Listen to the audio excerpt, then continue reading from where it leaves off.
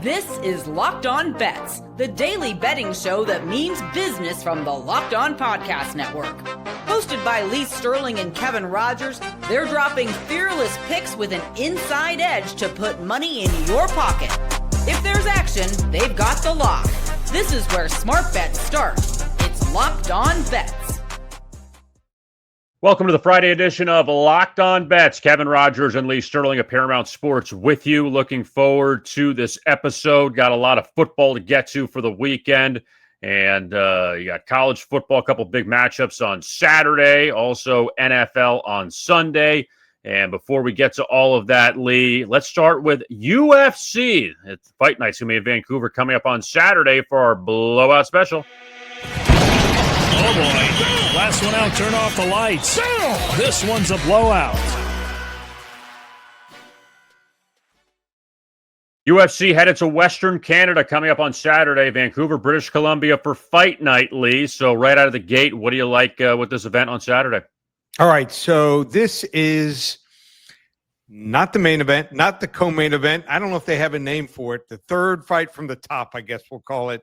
And it's Amin Zahabi. He's actually a Canadian.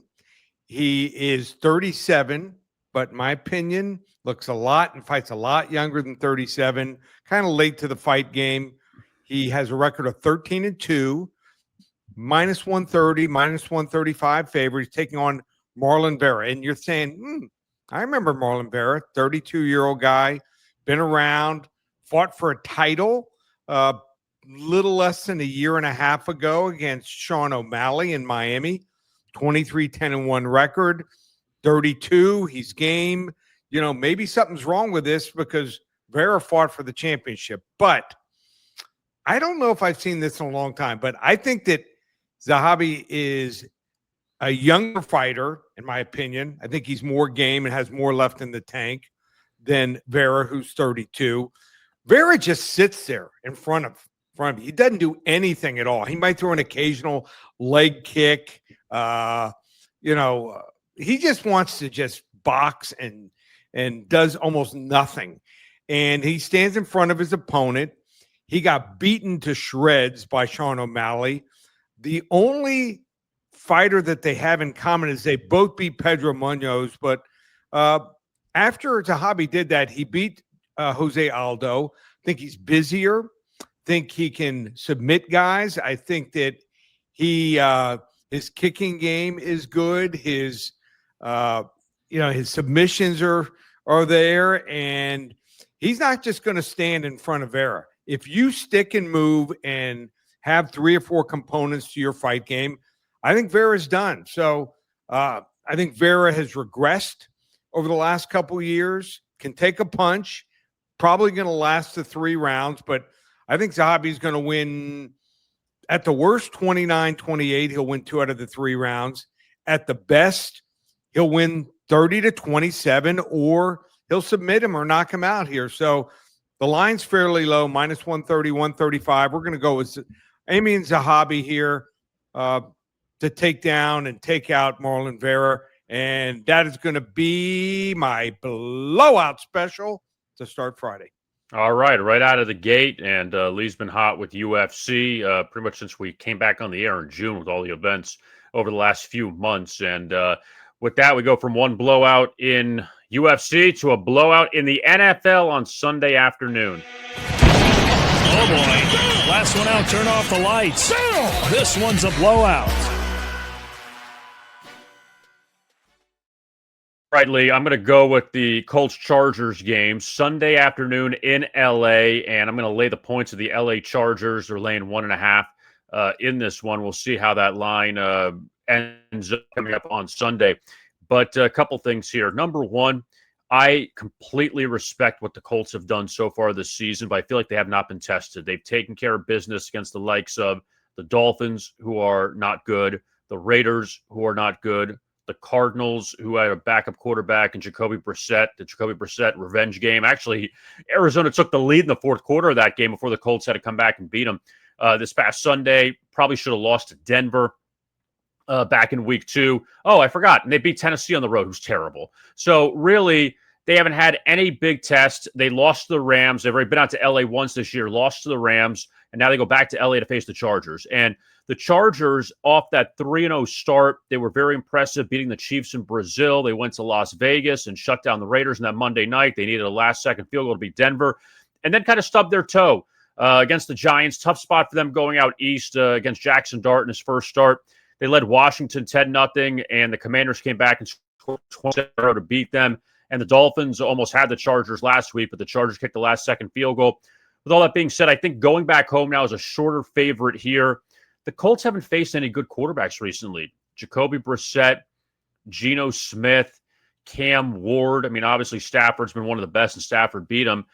Tua's has stunk this year. And now you get Justin Herbert. I just think that this is a tough spot for the Colts here. Going back out west again, the Chargers probably resetting the cards, getting that big win on the road to stop the losing streak. And also, LA hasn't lost a conference game yet this season. Let's lay the points of the Chargers here, Lee, against the Colts, coming up on Sunday as our blowout special. Yeah, it's basically a pick'em game here. Yeah. So as long as the Chargers don't run out of linemen, they should be okay. So crazy, the injuries that we see in the NFL, battle of attrition. So they're talented. They just got to start getting back some of their linemen, and they're receivers a lot better than people think. So all they need to do is win for us. Yeah, and they're down to another running back, and he played well against the Dolphins last week. So, look, as long as you have Justin Herbert in there, you have a shot. So that is our blowout special for the NFL. I found this interestingly, that in the Thursday night game between the Bengals and the Steelers, how well Joe Flacco played. I know we talked about this during the week, that Flacco, he was trying to get his bearings straight in the first half of the Green Bay game and then played better in the second half. And I don't want to just say that you plug in certain guys and you look better, but man, you have no talent around you in Cleveland. Then let's give you Jamar Chase and T. Higgins. All of a sudden you look a lot better. And Flacco is he was still great. It's just his age has caught up with him. But having Jamar Chase out there, it kind of helps you out a little bit. Well, I was concerned. That's definitely the biggest part. But I was concerned still with the Bengals line. I just think the Bengals line just quit. Also on Jake Browning. With Joe Flacco, it seems like they believe in him. And I'm not saying they're great, but they're run blocking some now. You know, they're popping off some 20, 30-yard runs, and they're holding their blocks a lot longer. So got to admit, I'm impressed with Flacco.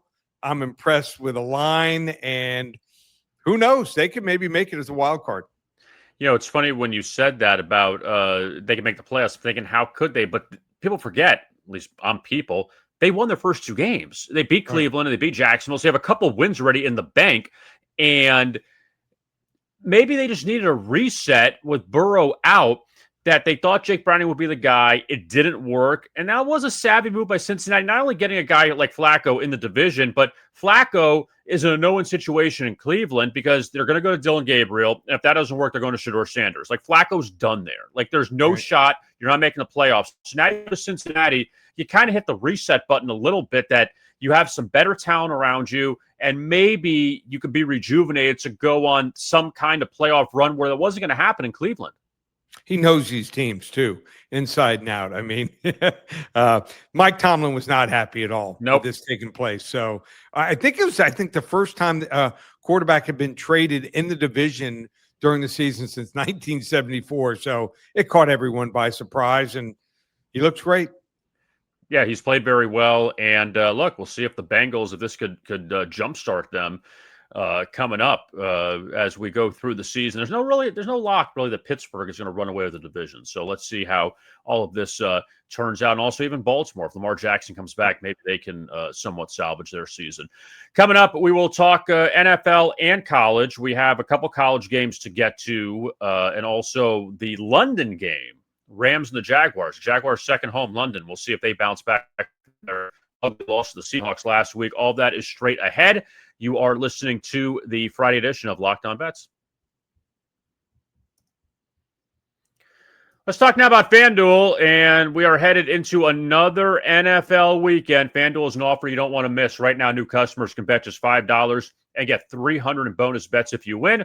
That's right. Pick a bet, put down $5, and if it hits, you'll unlock $300 in bonus bets to use across the app And what can you bet on? There's a lot of things going on. The NFL, another busy Sunday coming up this weekend. You have Eagles-Vikings as one of the key games of the NFC. We'll see what Jalen Hurts can do if you want to bet on his passing prop, Saquon Barkley, his running prop in that game. Also, you have the Commanders and the Cowboys, big one inside the NFC East. Dak Prescott, he's had success against Washington in the past. You want to take over on his touchdown prop, you can do that at FanDuel. Also, if you want to look at some futures, if you don't want to bet on the games and you don't want to bet on the player props, but you have the futures to choose from, AFC champion, NFC champion, Super Bowl champion, Bills and Chiefs right now, the two favorites at FanDuel. Also, Patrick Mahomes, all of a sudden, he is the MVP favorite at FanDuel. Josh Allen's right behind him. So you have all the choices of awards, of games, of player props, and also college football, baseball playoffs, NHL is underway, NBA starts up next week. So many things that you can bet on at FanDuel. So what are you waiting for? Visit FanDuel.com to download the FanDuel app today and get started. We continue here on a Friday. It is Locked On Bets. Kevin Rogers and Lee Sterling of Paramount Sports. And as always, we appreciate you tuning in on YouTube. It's a Locked On Bets channel. That is always appreciated. And Lee, college football, we got a couple games to get to. And the first wrong team favorite in the SEC. What the fuck? WTF.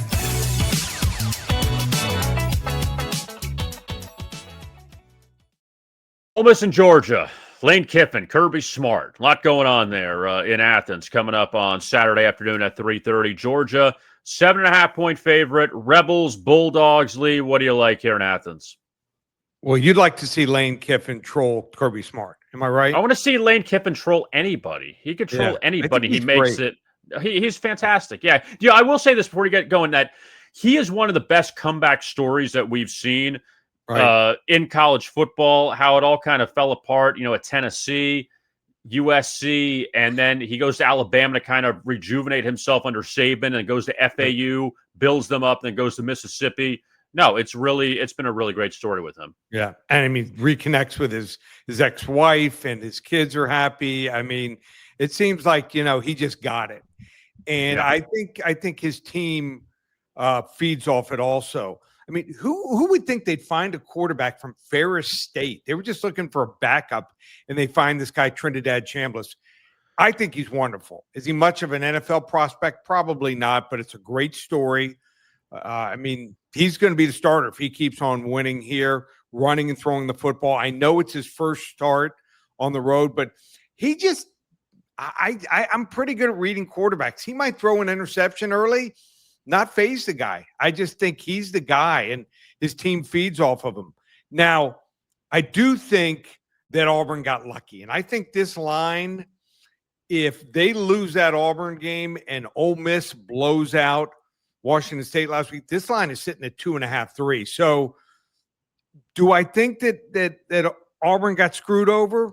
Probably. Would you agree on that goal line quarterback sneak? Yeah. Okay. Yeah. I think 85-90% of the people thought he probably got in. The problem was it took 10 minutes to make the decision on it. As soon as that happened, and you gotta say that Arnold, he was partly to blame, the quarterback, and you freeze. Got to get your team together. They went from going up 17-0 to only leading 10-3, and they had nothing second half. Did absolutely nothing. Didn't score a point. Didn't come close to scoring a point. And so I think that Georgia seems like they get a lot of calls. And on top of that, I don't think they're great. They've already lost at home. They had a 33-game home winning streak. Alabama ended it, and they won by, in my opinion, more than the score would indicate. On top of that, they played the two worst SEC offenses the last couple games in Kentucky and Auburn. Now they have to play an offense that's dynamic, dual threat quarterback, good running back, 2-3 really good receivers, and a great play caller, and an underrated defense here. So I think that this Ole Miss team was looking ahead last week when they played Washington State and was going through the motions. You're getting 7.5 points here? Are you kidding me? I think the wrong team is favored. I have Ole Miss winning this game straight up. Wrong team favored. Ole Miss 27-24 over Georgia. It's funny, Lee, that we always talk about situations, and Washington State goes into Oxford last week. They're 33-point dogs. Ole Miss coming off a win over LSU, and then they have Georgia on deck. That this is just the spot of let's just get through this. Let's just get through this game. And it seemed that way because Washington State was up late in the second quarter of that game last week. And, Mississippi has Oklahoma coming up. So you're just in that spot of a non-conference game that you just hope that, okay, let's get through. We have bigger fish to fry. And they don't cover, but we'll see what Mississippi does against Georgia coming up on Saturday. Meanwhile, before that, the noon kickoff, and we've had this discussion for now a few years, that the West Coast teams in the Big Ten, don't cry for me, please. Don't do it. You're signing up for a new conference. This is what interested me. Georgia used to have 2-3 guys on their defense, couple defensive tackles, great linebackers, incredible cornerbacks. 2 or 3 guys for 3 or 4 years you had to game plan against. You had to know where they were on the field. I don't feel like they have that anymore. They have a lot of pretty good guys, but they don't have those guys. And I think you have to have someone on the defensive line, linebacker position, and in the defensive back. I'm not talking about intercepting a ball. I'm talking about maybe making a tackle as a linebacker before the sticks. They just don't have that anymore. So I think the talent level's down a little bit. And Kirby Smart, you know what? Maybe Lane Kiffin's right. Maybe he is out of shape. Yeah, and we'll see how it goes with Georgia. Already lost to Alabama this year. We'll see if they lose to Ole Miss. Now it's time for our second wrong team favored as we look inside the Big Ten at the Big House with Washington and Michigan. What the fuck? WTF.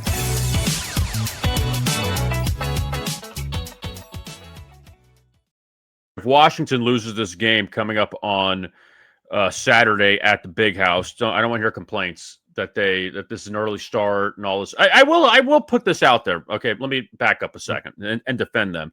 That I know that Fox has the big noon kickoff, whatever, but you would think maybe they could slot Washington and Michigan at 3:30. That the noon thing maybe I can kind of buy in a little bit. Lincoln Riley, when he complained a few weeks ago when USC played Illinois, that was, I believe, a 3:30 game. Don't cry about that. No, one. I think that was a noon game. Was that a noon game? That was a noon game. Yeah, okay, fine. Fine, I take it back. But the noon game for the West Coast teams, you could finagle a little bit on. I know TV rules and you got to put the good matchup in, but I don't know. Anyway, Washington, Michigan, Lee. Michigan's a 4.5-point favorite here over the Huskies. National championship rematch from a few years ago. What do you like here? They should just to expand on, they should put Wisconsin, Northwestern on the big noon kickoffs because no one cares. Put Wisconsin on a different network. They don't belong on any of these networks. Put Wisconsin on some other crazy network because they don't belong on TV right now the way they're playing. Well, you want to get the crowd pumped up, and you're going to get better ratings if you have it at 3:30 in that time window. So I look at this game, and Michigan lost for the second time this year. They now, their playoff hopes are certainly dim. They're going to have to beat Ohio State to have any chance and run the table. They already have 2 losses here.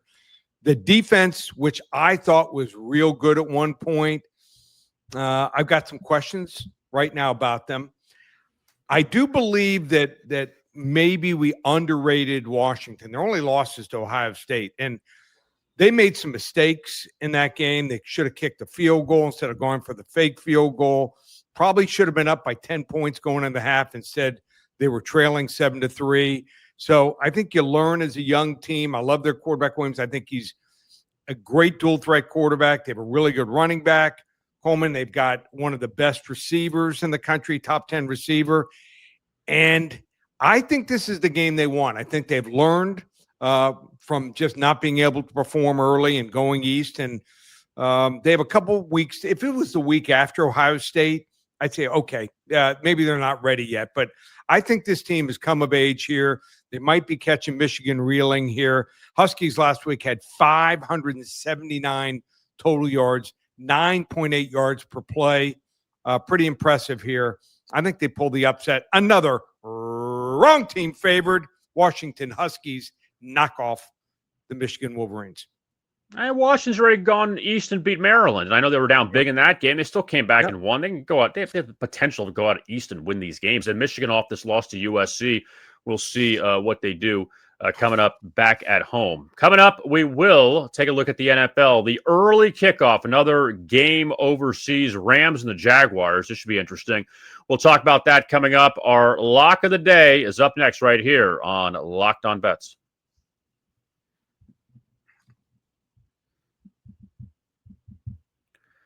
Locked On Bets continues here on a Friday. Kevin Rogers and Lee Sterling of Paramount Sports, and both the Rams and the Jaguars are each 4-2 as they head overseas for a big game in London. And time now, Lee, for the lock of the day. Open it, open it, open it. Lee has the key to the lock of the day.